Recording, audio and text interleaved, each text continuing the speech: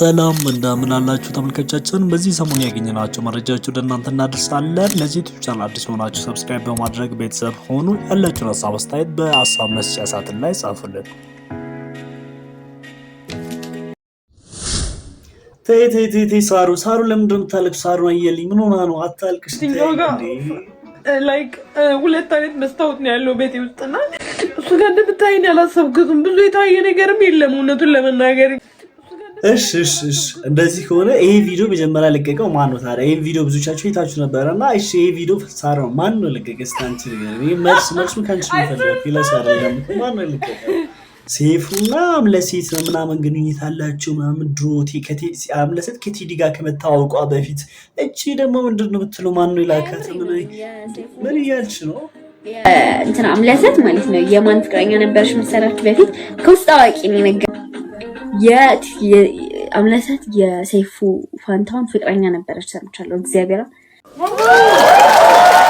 አዋቂ ሰው ነው የነገረኝና ሚስቱ ነበረች፣ ሪሌሽንሺፕ ነበራቸውና አርቲስት ሱራፌል ተካ እንግዲህ መኪናው ከፖፑላር ኤሌክትሮኒክስ ተቀብሏል። በደስታ ይሄው በዚህ ነው ተቀበለ። በደስታ ውስጥ ነው ያለሁት። በእውነት ነው የምልህ አሁን መናገር ሁሉ ያቅተኛልና ከደስታዬ ስሜት መልክተኛውና ሳይት ደሚሲ ተጋብቷል።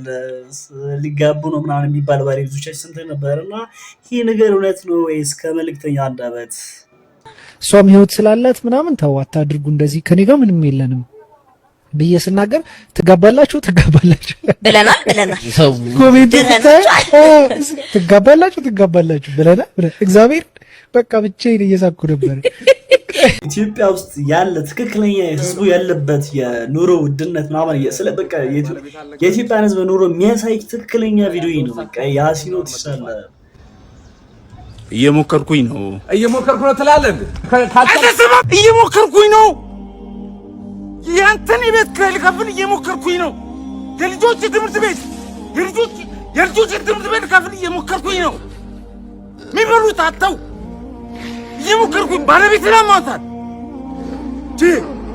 ሰው አይደለ እንዴ? ይኸው ተመልከት።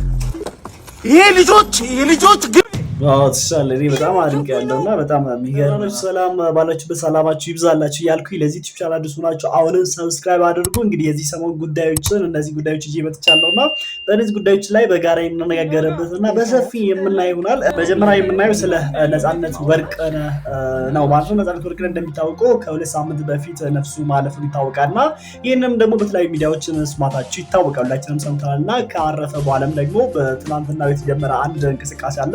እንቅስቃሴን ደግሞ ቤተሰቦቹን ለመደገፍ የሚደረግ ነው። ቤተሰቦቹን መደገፍ ለምን አስፈለገ? ቤተሰቦቹ የሚኖሩት አሜሪካ ነው። አሜሪካ ደግሞ የተንደረቀቀ ላይፍ ህይወት ነው ያላችሁ። እዛ ጥሩ ላይፍ እየኖሩ ለምንድን ነው እንደገና ደግሞ እነሱን ለመርዳት ጎፈንድሚ መክፈት ያስፈለገበት ምክንያት ምንድን ነው ለሚለው ደግሞ ይሄ ቪዲዮ ለእናንተ መልስ ሆናል ብዬ አስባለሁ። ሚስቱ ይቅርታ ይሄንን ለመናገር በጣም ነው የሚያዝንላት። ስኳር በሽተኛ ናት። ልቧን ያማታል። እግሯ ደግሞ ልጅ ሆና እንትን ብላ ብረት አላት እዚህ ጋር። እሱን ኦፕሬሽን ታደርጋለች። እኛ አሁን ስጋቱ እሱ ነው። ኦፕሬሽን ታደርጋለች። ሁለቱ ልጆቹ ደግሞ አይናቸው ሁለቱም ኦፕሬሽን ያደርጋሉ የሆነ ቀን ማለት ነው። እሱ ከዚህ ነው የሚደጉማት። እሱ አሁን እዛ ታቀለሽ ረጅም ሰዓት ነው የሚሰራው። ያንን ነገር አንኛ እንትን ይላል በቃ ያሳዝንሻል ህይወታቸው።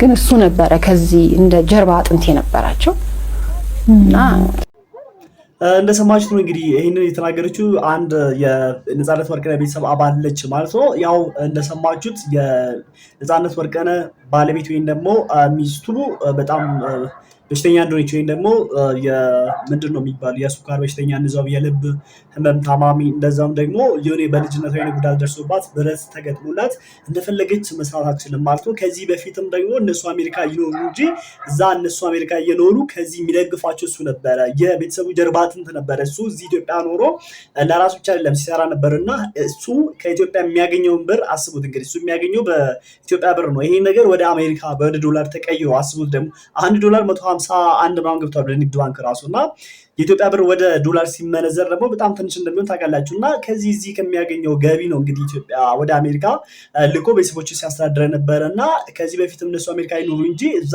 ሲያስተዳድረ ነበረ፣ ሲያግዘ ነበረ። ሁሉም ነገር ላይ የጀርባ አጥንት ሆኖ ቤተሰቡን ሲመራ ነበረ። ነፃነት ወርቅነህ ነው። እሱ ካረፈ በኋላ ደግሞ አሁን እንግዲህ እንደሰማችሁት ባለቤቱ ራሷ በሽተኛ ስለሆነች ወይም ደግሞ ይህን ቃል ለመጠቀም ይቅርታ አድርጉልኝ፣ ግን ያው ታማሚ ስለሆነች እንደፈለገች ተንቀሳቅሳ ስራ መስራት ስለማትችል እንግዲህ የእነዚህ ልጆች ዕጣ ፈንታ አሁንም የኢትዮጵያ ህዝብ ላይ ነው። ስለዚህ ኢትዮጵያ ውስጥም ከኢትዮጵያ ውጭም ደግሞ ነፃነትን የማይወድ ሰው የለምና ሁላችንም ነፃነት ወርቅነህን የምንወድ የእሱ አድናቂዎች የነበርን በጎፈንድሚ ማለትም በጎፈንድሚ በተከፈተው ጎፈንድሚ ሁላችንም እየረዳን እያገዘን የየድርሻችን ካሁኑ ብናግዝ እነዚህ ልጆች ወደፊት አንድ እርምጃ እንዲራመዱ መርዳት ወይም ደግሞ ማገዝ እንችላለን። ስለዚህ ሁላችንም ተባብረን የነፃነት ወርቅነህ ቤተሰቦች ልጆችን እንርዳ እናግዛቸው የሚለውን መልእክት በዚሁ ማስተላለፍ ፈልጋለሁ። ሱራፌል ተካ ከዚህ በፊት በአዶናይ አማካኝነት መኪና እንዲገዛለት እንግዲህ አንድ እንቅስቃሴ ተጀምሮ ነበርና ይህ እንቅስቃሴም ደግሞ አንድ ቻሌንጅ ለፖፑላር ኤሌክትሮኒክስ ተሰጥቶ ነበርና ፖፑላር ኤሌክትሮኒክስ በ3 ቀን ነው ምናምን ብሎ ነበር መጀመሪያ። በ3 ቀን ውስጥ እንግዲህ የቲክቶክ ገጻችን 1 ሚሊዮን ተከታይ ካገኘ እንገዛለን ብሎ ነበረ። ከዛ በኋላ ደግሞ ህዝቡ ተረባርበው በአንድ 3 ቀን እናስገባለን ምናምን በሚል እንቅስቃሴ ጀምሮ ነበረ። ከዛ ይሁን እንጂ እነሱም ደግሞ አስተያየት በማድረግ እንግዲህ ይህን 3 ቀን ወደ 5 ቀን ምናምን አራዝሞት ነበር። 2 ቀን 3 ቀን ጨምሮ ከዛው 1 ሚሊዮን ተከታይ ማግኘት ቻሉ። በዛውም መሰረት መኪናን ለመግዛት ቃል ገብቶ ነበረ። ቃል በገቡ መሰረትም ደግሞ እንግዲህ ትናንትና ቢዋይዲ መኪና በጣም ሞደርን የሆነ መኪና ነው። ቢዋይዲ ሁላችሁ ታውቃላችሁ እንግዲህ ኤሌክትሪክ መኪና አዲስ የመጣ ሞዴል እንግዲህ ገዝቶለት ይሄው አስረክበው እንኳን ደስ አለህ ብትሉ እናንተም ጥሩ ነው።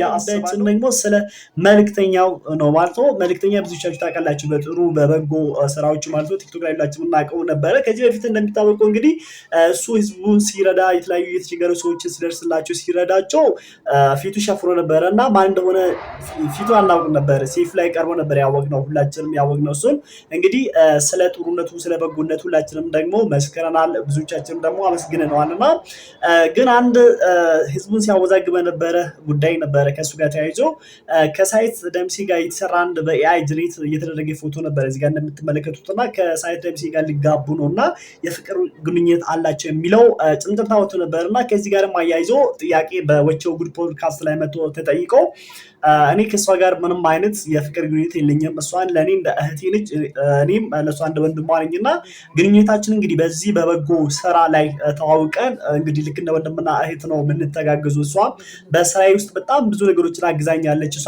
ብዙ ሰዎች አያውቃትም። የሚያውቋት ደግሞ በቁንጅና ወይም ደግሞ በእውቅና ወይም ደግሞ ባላት በጥበብ ሙያ ሊሆን ይችላል። ከዛ ውጭ ግን እሷ በምስጢር እኔም በጣም ትረዳኝ ነበረ ለብዙ ሰዎች እንዲደርስና በዚህ ስራ እኔም ስኬታማ እንድሆን እንደ ጀርባ አጥንት ከጎኔ የቆሙና እጅግ በጣም ሲደግፉኝ ከነበሩ ሰዎች ደግሞ የአንበሳ ድርሻ ከነበራቸው ሰዎች መካከል እሷ አንድ ሰው ነች። ይህንም ጥሩ ድርጊቷ ወይም ደግሞ ስታደርግ የነበረውን በጎ ነገር በምስጢር አሁን እሷ ስትረዳኝ የነበረው ነገር አንድ ቀን በአደባባይ ወጥቼ አመሰግንሻለሁ ብዬ አንድ ቀን ትልቅ ሚዲያ ላይ መሰክርልሻለሁ ስለ ደግነትሽ አልኩኝ።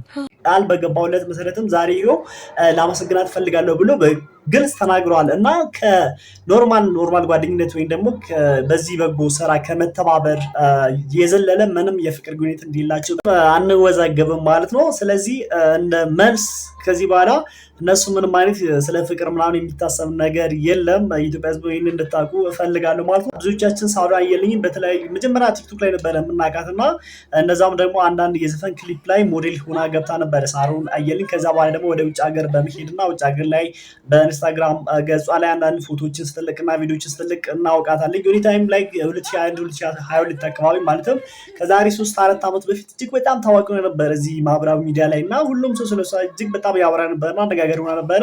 ከሆነ ጊዜ በኋላ ደግሞ እዛ ስራ ጀምራ ምናምን ከሚዲያ ጠፍታ ነበረ እና በቅርብ ደግሞ አንድ በለቀቀችው ቪዲዮ ላይ ስታለቅስ እንመለከታለን። የዚህ ቪዲዮ ለቅሶ ምክንያቱም ደግሞ ዩኒ ቪዲዮ ወጥቷል ወይም ደግሞ ቪዲዮ ነው ፎቶ እንደዚህ ነገር ወጥቶባታል ራቁቷን ነገር ምናምንና የሚለው ነገር ነው። እኔ በፍጹም እኔ ራሴን አልቀረጽኩም። ቤቴ ውስጥ መስታወት ውስጥ ራሴን ሳይ ነበረ ድንገት እንትኑ የወጣውና ይሄንን መጥፎ ነገር እኔ አላረኩም ስትል እንመለከታለን። እዚህ ጋር ምንድነው እሷን እንደምናይ ከሆነ ምንድነው ይሄ ቪዲዮ እንግዲህ ድንገት ነው የወጣ ነገር ምናምን ይቅርታ አድርጉልኝ ብላ ምናምን ስታለቅስ ነገር እናያታለን ማለት ነው። ምናልባት ይሄ ቪዲዮ ለኛ እኮ እኔ ገረመኝ ነገር እዚህ ጋር ግልጽ ነው ነገር ይሄ ለኛ አዲስ ነገር አይደለም። ምክንያቱም ከዚህ በፊት እንደደረገ ታሷ ከመንድ ጋር ስትሳሳም ለዛው ከኢትዮጵያ ጋር እኮ አይደለም አንድ አፍሪካዊ ጥቁር ምናምን እዚህ ቪዲዮ ላይ የምትመለከቱ ከዚህ ጋር እንደፈለገችው ምናምን ኢትዮጵያ ህዝብ እንደ ቁም ነገር አልቆጠረችም። ዛሬ ደግሞ ቪዲዮ ገላይ ታይቷል ምናምን ብላ እዚህ ስታለቃቅስ ነገር ምናምን እኔ በጣም ነው ሺህ ያዘኝና እኔ ማለት የምፈልገው ነገር እኔ ስለ ልቡና ራሱ በማግኘት አንድ ነገር ነው በእርግጥ ማስተዋል መቻልሽና ለወደፊትም ደግሞ እኔ የተረዳሁት ነገር አንዳንድ ጊዜ እውቅና ወይም ደግሞ ስናገኝ ታዋቂ ስንሆን ዝም ብለን በቃ ህዝቡን የምንነቀው ነገር አንድ ቀን ግን ከ3 ከ4 ዓመት በኋላ ሊሆን ይችላል ወይ ደግሞ ከረጅም ጊዜ በኋላ ሊሆን ይችላል ዋጋ እንደሚያስከፍል ነው የተረዳሁትና በህዝቡን የናቀ ሰው ደግሞ መጨረሻው መናቅ መገለል እንደሆነ የተረዳሁትና እሷ ከዚህ በፊት የምታደርጋቸው ነገሮች ከባህል ከሃይማኖት ከኢትዮጵያ ህግ ያፈነገጡ ነገሮች የምታደርጋቸው ዛሬ ዋጋ እያስከፈሏት እንደሆነ ነውና አንቺም ደግሞ ካለፉት ስህተቶች ተምረሽ ወደ ትክክለኛው ነገር መመለስ አለብሽ። እንግዲህ አሁን ሁሉም ሰው እኛ ቀርብ ለንልሻል ኢትዮጵያ ህዝብና አንቺም ደግሞ ባለፉት ስህተቶች ተምረሽ ወደ ትክክለኛ ኖርሽ መመለስና እንደዛውም ስራዎች ላይ ትኩረት ማድረግ አለብሽ ማለት ፈልጋለሁ።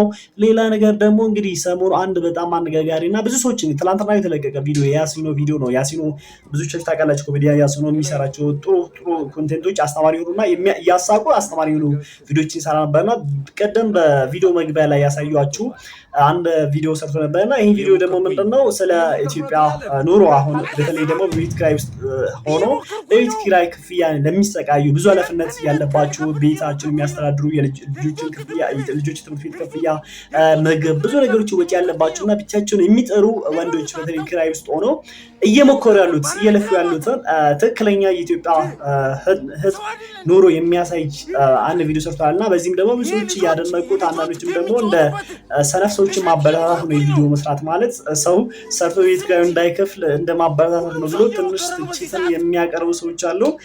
እንግዲህ ያው እናንተ ደግሞ እንዴት ተመለከታችሁ እንዴት እንዳያችሁ ያላችሁን ሐሳብ ኮሜንት ላይ እንድጽፉልኝ ይፈልጋለሁ ማለት ነው። ሌላ ነገር ደግሞ እቺ ልጅ ቅድም አይታችኋታል ብዬ አስባለሁና ምንድነው ብትሉ ሴፍና ለምናምን ሴት ግንኙነት ነበራችሁ ከዛ ቲቪ እኔን ወሬ እኮ አዲስ ነገር እንደዚህ ነው ሁላችንም እናውቀው ነበር አይደል? እኮ አዲስ ነገር አይደለም። እኔ እንደ አዲስ አምጥታ ምናምን ከትልቅ ሰው ነው ካዋቂ ሰው ነው የሰማሁት ምናምን ስትል እኔ በጣም ገርሞኛልና እንደዚህ ያደረገን ዝም ብለሽ ወሬ ታጣጣሪ ምናምን በሉ አልታረገ እንደዚህ ነገር ሰጥቷል። ደግሞ ስለ ሰይፉ ምናምን የሚለው ካስፈለገ እኔ በሰፊው አመጣላችኋለሁ ለምን ተጣሉ ሰይፉና ቲዲ ምናምን ማለትም እኔ ካዋቂ ሰው ነው የሰማሁት። እሺ ስለተከታተላችሁኝ አመሰግናለሁ። አብራችሁ ስለቆያችሁ ለዚህ ቻናል አዲስ ሆናችሁ ሰብስክራይብ በማድረግ ቤተሰቡናችሁ እንዳትረሱ። እኔ ወንድማችሁ ፍሮስ ነበርኩኝ። ሰላም ሁኑልኝ። እወዳችኋለሁ።